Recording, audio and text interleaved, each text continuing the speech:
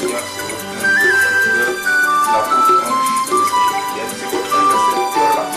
fidèle. Je vous bénis tous.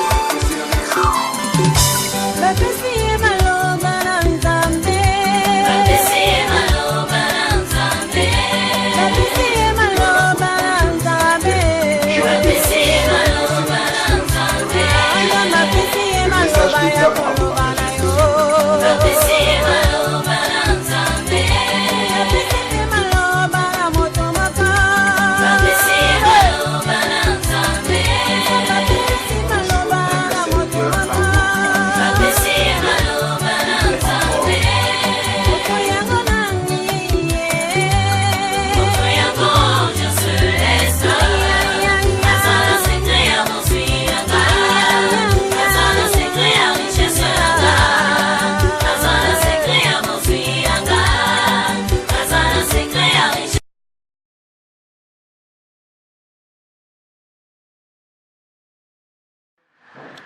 Shalom, mes bien-aimés frères et sœurs dans le Seigneur. C'est votre humble serviteur, l'apôtre Ange, le messager fidèle. Ce matin, nous venons encore pour vous transmettre le salutation de l'Église, le ministère de délivrance au Saint-Esprit, par leur conducteur que je suis. Nous vous souhaitons tous des shalom, que notre Dieu vous bénisse richement. Le message que nous avons à vous partager ce matin, c'est sur comment vivre harmonieusement et heureusement dans le foyer. Et beaucoup de gens ont rêvé un jour que quand je me marierai, je serai heureux. Et beaucoup de gens avaient des rêves, beaucoup de gens avaient des visions, beaucoup de gens avaient des attentes. Mais une fois dans le mariage, les attentes ne sont pas réalisées. Une fois dans le mariage, ce que eux attendaient de leur partenaire, ce n'est pas ce qu'eux voient. Et c'est là où il y a eu beaucoup plus de déception, beaucoup plus de pleurs, beaucoup plus d'angoisses, beaucoup plus de chagrin. Mais comment on peut bâtir un couple heureux et dans le bonheur? Le principe ou le secret est clair. Et la première des choses, pour que le couple soit heureux et pour que le couple soit dans le bonheur, il faut d'abord considérer ce que nous appelons le partenaire, c'est-à-dire que l'hiérarchie du partenaire. Et la femme a sa place, et l'homme aussi a sa place, les enfants aussi ont leur place. Et n'oubliez pas que là où il y a de l'ordre, c'est là où il y a le véritable pain. Il n'y a pas de pain sans l'ordre. Et là où il y a l'ordre, c'est là où il y a la paix.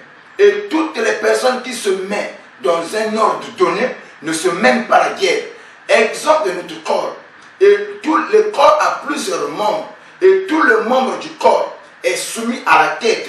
Et le pied ne fait pas la guerre au bras, ou le bras ne fait pas la guerre aux oreilles. Tous ils sont soumis à la tête. Et c'est la tête qui prend la décision. Et dans le foyer, le mari est la tête et la femme peut être le corps. C'est ce que la Bible dit. La Bible dit qu'une femme mariée, quand on se marie quand une femme veut se marier, elle perd sa tête. S'il n'y a pas la considération ou le respect de l'hiérarchie, alors ce foyer-là ne va pas connaître le bonheur. Ce foyer-là ne va pas connaître ce que nous appelons la joie de vivre. Et c'est le premier principe à comprendre. Et le mariage où l'homme veut prendre la place de la femme, où la femme veut prendre la place de l'homme, ce mariage ne dure pas. Et dans le mariage, l'homme est comme le PDG, où la femme c'est son secrétaire, où l'homme est le chef et la femme c'est son collaboratrice. C'est ça le mariage qui peut durer. C'est ça la clé du bonheur d'un mariage réussi. Et la deuxième des choses est que ne soyez pas des colocataires, c'est-à-dire il y a des partenaires, il y a des mariés qui vivent ensemble, chacun a sa vie. Ce qui leur lie, c'est seulement la maison ou le lit. Non, si vous vivez comme ça, vous ne connaîtrez jamais le bonheur dans votre foyer. Les colocataires, il se peut qu'ici au Congo ça n'existe pas, mais dans d'autres pays ailleurs, il y a deux personnes qui vivent ensemble, ils se sont concertés de payer leur loyer.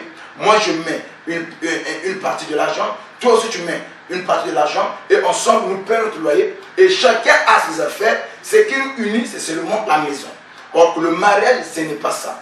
Le meilleur ami de la femme, c'est l'homme, et le meilleur ami de l'homme, c'est sa femme. C'est ce que la Bible nous dit.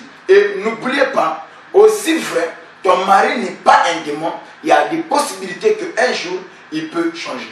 Aussi vrai que ta femme n'est pas un démon, il y a aussi des possibilités, un jour, elle pourra changer. Et il y a une seule chose qui ne peut pas changer, c'est un démon. Un démon, il est né comme ça, et il le sera, jusqu'à ce que Christ revienne pour détruire ce monde. Mais ton mari n'est pas un démon, ta femme n'est pas un démon, il peut changer. Et la troisième des choses, la seule chose qui peut faire qu'il n'y ait pas de possibilité de changement, c'est la mort. Et la mort met fin à toutes les possibilités de changement. Une personne qui meurt et n'a plus de rêve, une personne qui meurt n'a plus d'ambition, une personne qui meurt, la mort met fin, ou la mort met à terme à toutes les possibilités de se réconcilier. Aussi vrai que ton mari vit et que ta femme vit, vous pouvez encore vous réconcilier. Et le pardon doit être la base d'une relation ou d'un foyer. Et tu dois apprendre à pardonner chaque jour ta femme, chaque jour ton mari. C'est ça la clé du bonheur. C'était votre humble serviteur, l'apôtre Ange, le messager fidèle. C'était juste dans la journée de la semaine, les éléments que nous avons à vous partager pour vous réconforter dans la prière, pour vous réconforter dans le message. Et si vous avez aimé, bien aimé, suivez l'intégralité du message dans notre page YouTube, écrit sur le bas de votre écran. Ciao, que mon Dieu vous bénisse. À la prochaine numéro. Merci.